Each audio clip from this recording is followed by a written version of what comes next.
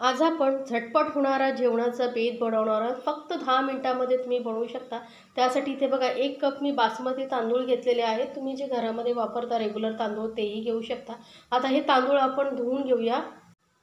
तांदूळ एक 2-3 वेळा स्वच्छ धुवून घेऊया. आता हे तांदूळ आपल्याला भिजत वगैरे घालायची काही गरज नाही, फक्त धुवून घ्यायचे आहेत. आता हे तांदूळ ठेवूया साईडला आणि वळूया आपण गॅसकडे. तर गॅसवरती बघा मी एक कुकर ठेवलेला आहे. आता कुकरमध्ये आपण घालणार आहोत 1 मोठा चमचा तेल, सोबतच ना एक अर्धा चमचा मी इथे तूप वापरते आहे. हे ऑप्शनल आहे, तुम्हाला तेलामध्येही बनवायचं असेल तर बनवू शकता, पण तुपामुळे कशी चव छान लागते. तर तूप वितळल्यानंतर इथे मी थोडेसे काजू घेतलेले आहेत. ते काजू आपण तळून घेऊया, म्हणजे छान टेस्ट येते कुरकुरीत काजूंमुळे. तर आधी आपण काजू तळून साईड काढून ठेवणार आहोत. हे काजूही ऑप्शनल आहे, तुम्हाला आवडत असेल तर घाला, नाही घातला तरी चालेल. पण एकदा नक्की या पद्धतीने बनवून बघा, तुम्हालाही खूप आवडेल रेसिपी. तर काजू बघा थोडंसं लालसर रंग आला इतपतच आपल्याला ह्या भाजून घ्यायच्या आहेत. तर ह्या काजू मी काढून घेते. तर काजू काढून झाल्यानंतर इथे आपल्याला सुखे मसाले घालायचे आहेत. त्यामुळे ते काळी वेलची, स्टारफूल, लवंग, दालचिनी, तेजपत्ता, जिरं असं थोडं थोडं प्रमाणात घ्या, तुम्हाला जसं जमेल तसं. त्यानंतर आता हे थोडंसं हलकं तेलामध्ये आपण ही परतून घेणार आहोत. त्यानंतर यामध्ये आपण एक मोठ्या साईजचा कांदा मी बारीक चिरून घेतलेला आहे. छोटे कांदे असतील तर 2 घेतला तरी चालेल. तर एक मध्यम मोठा आकाराचा कांदा घेतला आहे. त्यानंतर 2 हिरव्या मिरच्या घातलेल्या आहेत. हिरव्या मिरच्या आणि कांदा तेलामध्ये चांगलं फ्राय करून घेणार आहोत आपण. आणि मध्यमवरती गॅस ठेवायची आहे. झटपट होण्यासाठी तुम्ही कुकरचाच वापर करा. तर अगदी परफेक्ट मी रेसिपी तुम्हाला देणार आहे. तर नक्की एकदा बनवून बघा आणि मला कमेंट्समध्ये जरूर सांगा तुम्हाला ही रेसिपी कशी वाटली. तर आता कांदा थोडासा हलकासा गुलाबीसर झाल्यानंतर यामध्ये 1 मोठा चमचा मी आलं लसूण पेस्ट घालते. आलं आणि लसूण थोडंसं किसून मी घेतलेलं आहे. त्यामुळे ना फ्रेश जेव्हा आपण आलं लसूण वापरतो ना, त्याचं चव खूप छान येते, फ्लेवर खूप छान येतो. तर आलं लसूणही आपलं तेलामध्ये चांगलं परतून झालेलं आहे. पूर्ण कच्चेपणा जाईपर्यंत परतायचा, नाहीतर काय होतं मग स्ट्रॉंग फ्लेवर येतो आल्याचा. त्यामुळे थोडंसं व्यवस्थित आपण हे आलं लसूण पेस्ट परतून घेणार आहोत. आता आलं लसूण पेस्ट परतून घेतल्यानंतर यामध्ये मी घालते अर्धा कप मटार. फ्रेश मटार घेतलेले आहेत, तुम्ही फ्रोझन मटारही वापरू शकता. हलकासं आपण तेलामध्ये यालाही परतून घेणार आहोत. असं थोडंसं परतल्यामुळे काय होतं, आपल्या रेसिपीची टेस्ट खूप छान येते.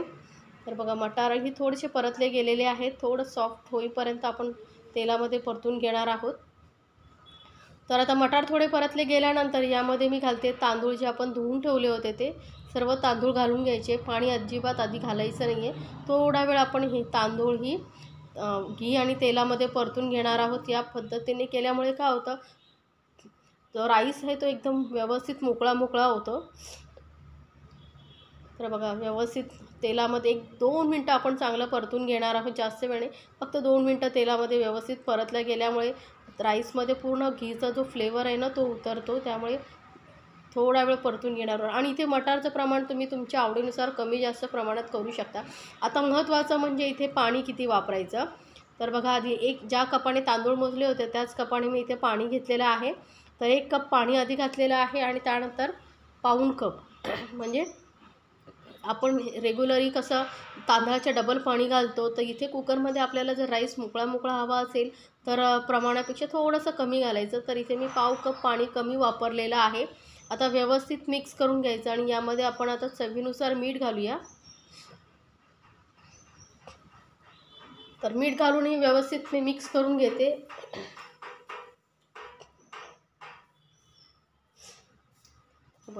मिक्स करून झालेला आहे. आता याला झाकून आपण फक्त 2 शिट्या करायच्यात मध्यम गॅसवरती, जास्त नाही, नाही तर खालून भात लागू शकतो. तर 2 शिट्ट्या झालेल्या आहेत. कुकरही थोडा हलका थंड झालेला आहे, वाफ येते बघू शकता तुम्ही. आणि राईसही आपला बघा एकदम मस्त मोकळा मोकळा असा झालेला आहे, बघू शकता. हे बघा मस्त असा मोकळा मोकळा राईस झालेला आहे. तर या पद्धतीने जर तुम्ही बनवला तर तुम्हालाही खूप आवडेल. लोणच्याबरोबर, पापडबरोबर तुम्ही खाऊ शकता. रोज काय होतं, डाळ भात खाऊन खाऊन कंटाळा येतो. तर त्यामुळे मग झटपट काहीतरी खायचं असेल आणि पोट भरूनही खायचं असेल तर या पद्धतीने राईस नक्की बनवून बघा. आणि सर्वात शेवटी आता जेव्हा मिक्स करणार ना तेव्हाच काजू घाला. त्यामुळे काय होतं, काजू एकदम क्रंची राहतात, खाताना खूप छान लागतात आणि गरम गरम सर्व करा हा राईस मटार पुलाव. तर रेसिपी तुम्हाला कशी वाटली मला कमेंट्समध्ये ज़रूर सांगा. तुम्हाला इथे मिरची घालायची नसेल तर लाल मिरची पावडरही तुम्ही वापरू शकता. तर गरमागरम असा हा आपला मटर पुलाव झाला आहे तयार. नक्की बनवा आणि मला कमेंट्समध्ये ज़रूर सांगा तुम्हाला ही रेसिपी कशी वाटली. आणि अशा छान छान रेसिपीसाठी आपल्या चॅनलला सबस्क्राईब करायला विसरू नका. सोबतच बेल आयकॉनवरती नक्की क्लिक करा, म्हणजे माझ्या नवीन रेसिपीची नोटिफिकेशन लगेचच तुमच्यापर्यंत पोहोचेल. मटार पुलाव बनवा आणि आपल्या फॅमिलीसोबत एन्जॉय करा.